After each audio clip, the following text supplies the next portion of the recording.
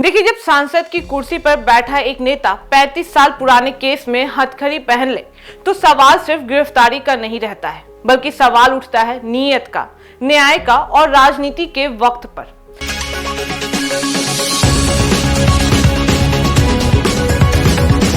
नमस्कार, मैं फरीदा गजल और इस वक्त आप जुड़े हुए हैं एक न्यूज 24 के साथ। देखिए, बिहार की राजनीति में एक बार फिर से भूचाल आ गया है। बता दें कि सांसद पप्पू यादव को बिहार पुलिस ने 35 साल पुराने एक मामले में गिरफ्तार भी कर लिया है। गिरफ्तारी की खबर सामने आते ही पटना से लेकर दिल्ली तक राजनीतिक हलकों में हलचल तेज हो चुकी है। बता दें कि समर्थकों ने इसे सियासी बदले की कार्रवाई बताया है, तो विपक्ष ने कानून पर सवाल भी खड़ा कर दिया है। सवाल यही है कि इतने साल बाद ये कार्रवाई क्यों की गई है। पप्पू यादव की पहचान बिहार की राजनीति में किसी परिचय की मोहताज नहीं रही है। बता दें कि छात्र राजनीति से लेकर सांसद बनने तक उनका सफर हमेशा विवादों, संघर्षों और तेज बयानों से भरा हुआ रहा है। इसी पृष्ठभूमि में अब उनकी गिरफ्तारी ने पुराने जख्मों को फिर से खरेद के रख दिया है। पुलिस के मुताबिक यह मामला करीब 35 साल पुराना है, जो उस दौर से जुड़ा हुआ है जब बिहार की राजनीति और प्रशासन दोनों अलग ही हालात से गुजर रहे थे।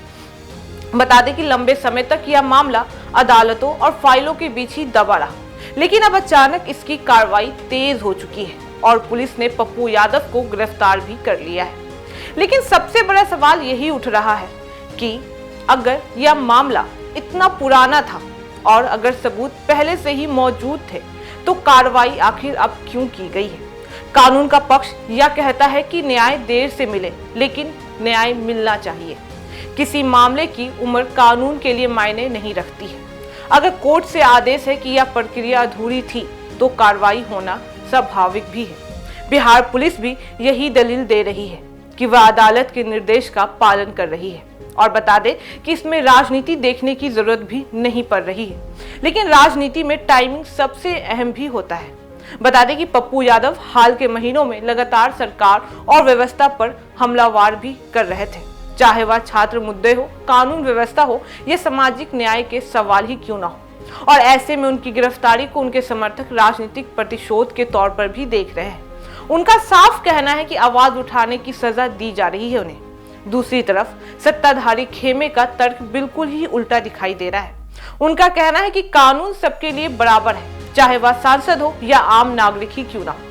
अगर कोई पुराना मामला अब कानूनी प्रक्रिया में आया है, तो उसे राजनीतिक रंग देना गलत है। इस गिरफ्तारी का असर सिर्फ एक व्यक्ति तक सीमित नहीं है, बल्कि इसका सीधा असर बिहार की सियासत और आने वाले राजनीतिक माहौल पर भी देखने को मिल रहा है। बता दें कि पप्पू यादव का एक मजबूत जनाधार रहा है, खासकर युवाओं और हाशिए के तबकों में। उनकी गिरफ्तारी से यह वर्ग खुद को फिर से सवालों के बीच खड़ा महसूस भी कर रहा है। बता दें कि एक और अहम पहलू यह भी है कि 35 साल पुराने मामलों को अचानक सक्रिय करना क्या एक नई परंपरा की शुरुआत हो चुकी है। अगर ऐसा है, तो बिहार ही नहीं, देश की राजनीति में कई बड़े नामों पर कानूनी शिकंजा कस सकता है। यह बात नेताओं के साथ साथ नौकरशाही और राजनीतिक दलों को भी असहज भी कर रही है। लेकिन फिलहाल पप्पू यादव की कानूनी टीम इस गिरफ्तारी को चुनौती देने की तैयारी में भी देख रहा है। आगे की लड़ाई अदालत में ही होगी, जहां तय होगा कि यह कार्रवाई न्याय की दिशा में कदम है या फिर सियासत की चाल है। पप्पू यादव की गिरफ्तारी ने एक बार फिर से यह सवाल भी खड़ा कर दिया है कि क्या कानून सही समय पर चलता है या समय कानून को चलाता है।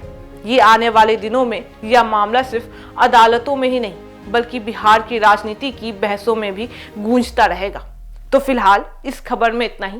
बाकी इस मामले पे आपकी क्या राय है, आप हमें कमेंट करके जरूर बताएं। ऐसी तमाम खबरों के लिए देखते रहे एक न्यूज 24। हर खबर सबसे पहले, सबसे सटीक। वीडियो को लाइक करें, शेयर करें और चैनल को सब्सक्राइब करना ना भूलें। धन्यवाद।